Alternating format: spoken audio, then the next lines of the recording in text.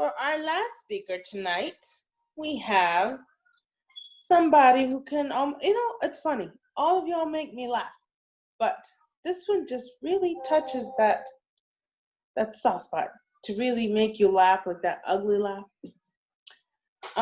Tonight we have speaking Mr. Robert Riggs.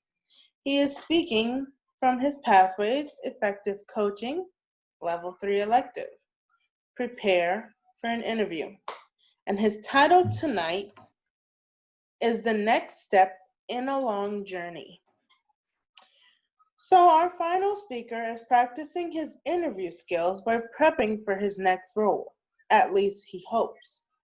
Some consider area director position as servant leaders that assist clubs and consider it as time served during their Toastmasters journey.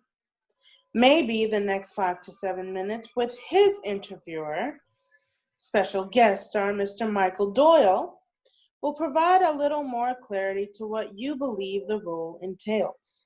Please welcome to the lectern, the Energizer Bunny. Thank you, everybody. I am doing a level 3 project where I actually get to practice an interview experience. And what's interesting about this is I get to pick the topic that I get to interview, whether I'm saying I'm a specialist in whatever, or whether I'm saying I'm actually interviewing for a position. So I wanted to reach out to Michael Doyle, our current Area 51 director. It's not in our area, but he's somebody who I know personally has come to our club a few times. And I wanted him to interview me potentially on what this would be and what an area director would do, and if I have a potential interest, how I could help the district as an area director. And so with that being said, I'd like to pass it over to Mr. Michael Doyle to start this thing off. All right. Well, thank you, Robert. Most of the time here when we talk about leadership positions, the focus is going to be a lot on leadership. That may be a little bit more different than what most people are expecting with a job interview, or at least from my experience, that's how the job interviews I've had as a regular line employee differed from when I had went up and stepped into management. And the same thing kind of goes from my experience for the area director role. So the questions and the style of the questions that you get change. So the questions that I had picked for Robert tonight, majority of them are from my area director discussions that I had, and also the last position that I had interviewed for, which was a leadership position. So that's where we're kind of going. So the mode with the questions with Robert are not on his physical abilities and what Robert can do, but more how can he motivate others. So without further ado, first question, Mr. Riggs. Yes, sir. What qualities do you possess that would make you a good area director? At the very beginning of this meeting, Melba asked us to write down 3 words that empower us. And my 3 words are tenacity, integrity, and sagacious. I think those 3 words empower me because I feel like they represent a lot about what I do and what I convey to others. I feel like I'm somebody who is an Energizer Bunny. I'm very tenacious, and I also want to help people become as excited as I am about their Toastmasters experience. In addition to being super energized and excited, I also want them to go through that process with the utmost of integrity for themselves. So it's not just, oh, did you check that box, but it's also, did you perform that to the best of your capacity, and did you want to become a better individual through that process? How did you meet your own standards, even if they're higher than what was met within the minimum requirements? And finally, sagacious. That word to me is something I'm trying forever to obtain. It's wisdom. And as a leader, those 3 words empower me because they are a constant reminder to try to exude that to others, to try to go out and help others become the best that they can be. So with each club is its own personality. Each club is its own person and own group of people. The people are the club, not the building they're in or anything about it. So you want to find a way to have those personal relationships and help them discover what their 3 words are that motivate them to become the best they can be. Okay, Thank you, Robert. Can you provide me with an experience you've had where you've needed to motivate a team to perform an initiative that was not popular, and was it successful? When I was the VP, my very first year as an officer, I came to a club that had been successful in a lot of metrics in the past, but I also noticed we kind of gotten a little, resting on our laurels. And I discovered that because of that, we could always meet President's Distinguished and we didn't have to try very hard. And there was a lot of people in there who were just there to make it a social club. So I was thinking to myself, well, what if we started motivating ourselves internally? What if we started becoming more engaged in what we could do with that club? As I moved more into my role 2-3 months in, and I got really comfortable being the VPM, I started doing some schedule stuff. And I found different ways that I could reach out to individuals and motivate them to do the unpopular thing, which was do more. It's not just a social club, it's an actual environment where you get to learn and grow as well. There's two parts of this. There's the friends that you have, it's fun and friendly, but it also, you're supposed to be empowered and grow and become that better person. So it was both parts of that. And I can say the biggest initiative that was controversial in the very beginning, we said, right now we're meeting 2, maybe 3 times a month. I was, from the first 3 months, and I was like, you know what, we should do weekly meetings. We should do weekly meetings. And it took 6 months and a lot of convincing and a lot of growth, both in terms of membership and individual growth over the time. But eventually we got to a point where the club was like, you know what, screw it, let's do it. Let's do the weekly meeting thing. And there was a lot of lessons learned for me along the process, both in terms of, am I being too pushy? But I found out in the end, people want to grow, but they want to be helped along that process. You got to do it within their own time and pace. And eventually, it may not happen today, but eventually one day, 6 months, 12 months from now, people will become organically who they're supposed to be. All right, good. Thank you. There's a difference between coaching and mentoring. Can you provide me with an example where you've acted in each one of those capacities? I can say currently that I am a coach of a club. It's in the Garden Speaks Club. I apologize, don't even see my mind. I'm a coach of Garden Speaks, and I find that name isn't always accurate, because to me, a coach is somebody who's like a baseball coach. Is, well, if you want to be a better pitcher, you got to do this, this, and this. Oh, so you're doing this. Show me the curve. Okay, now if you're going to be okay, try that. Okay, now you have to do this different. There's definitely been situations with individual mentor environments where I've helped people as a coach, where I've worked them along and said, okay, let's sit here for 3 hours. I'm going to run you through every detail of your speech.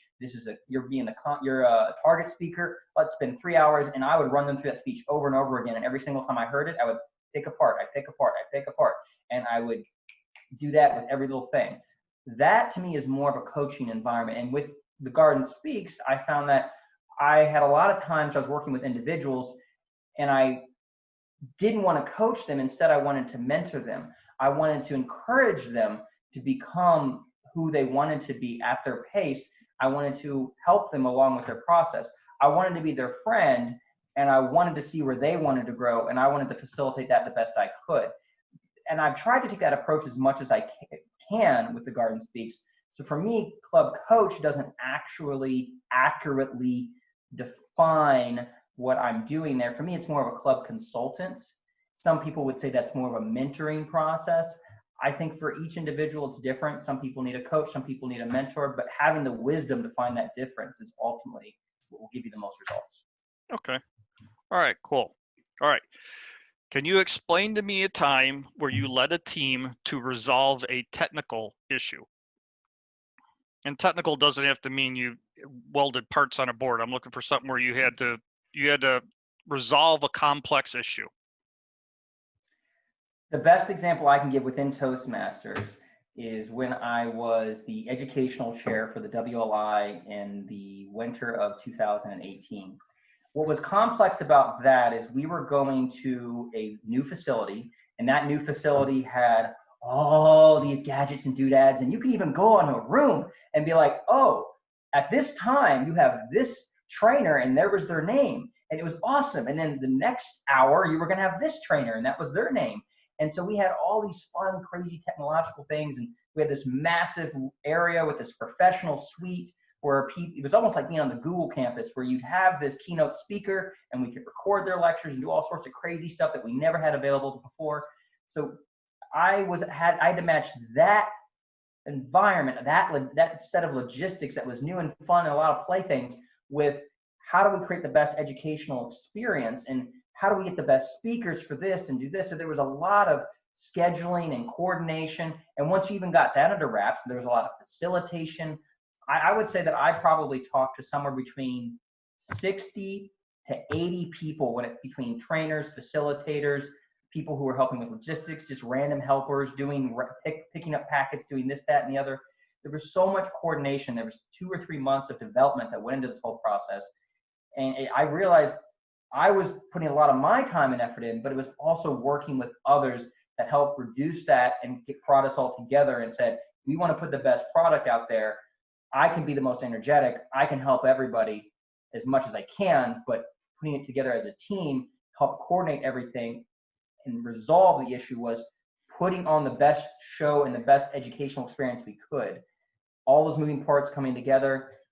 It was really a trial by fire experience, but we got glowing reviews and we were happy. It's funny, when we had a meeting afterwards, the closing, after the whole experience, that closing meeting that says lessons learned, it was the district director literally came on the call and said, you know what, you guys had a really good meeting and you're nitpicking perfection. You're trying to make perfect the enemy of really good. So just accept the fact that you hit a home run and get over it. So we were very happy, and we were happy that the results proved themselves. Great. All right. And my last question for you tonight is going to be, can you provide an example of a time where you had a direct report that had more career experience than you, and how did you establish a rapport with them?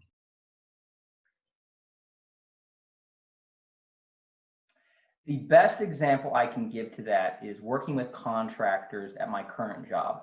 I work as a model risk governance manager, and that basically means that I get to coordinate a lot. It means that I get to say, okay, well, here's an executive director, here's an executive of this, or here's the chief financial officer of the entire bank, a bank with thousands and thousands of members, and I'm talking to like one of the top head honchos all the time.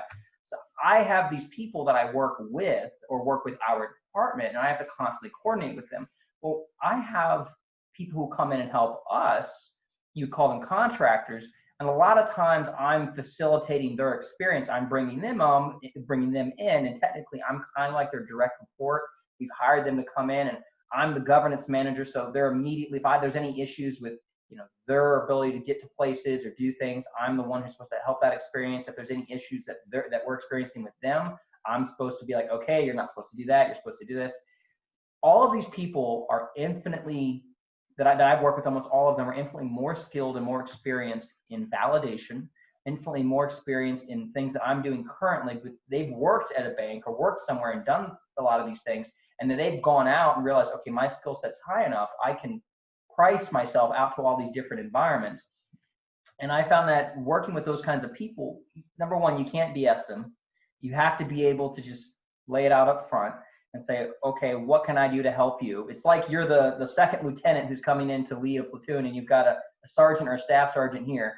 You need to realize that technically you're their officer, but in reality, they're the one who kind of knows the background, knows the experience. So you can't have any arrogance in that situation. You have to be willing to say, okay, technically I'm here, but what can I do to help you do your best? What can I do to facilitate your job, what you want to do? And if there is somewhere where maybe I have a little more experience than you do, maybe we can talk about it, but I'm not going to focus on that. I'm going to focus on helping you do what you need to do as best I can. And that's the best I can do for you. All right. Well, thank you, Robert. I appreciate your time that you've given us. And now back to you, Madam Toastmaster.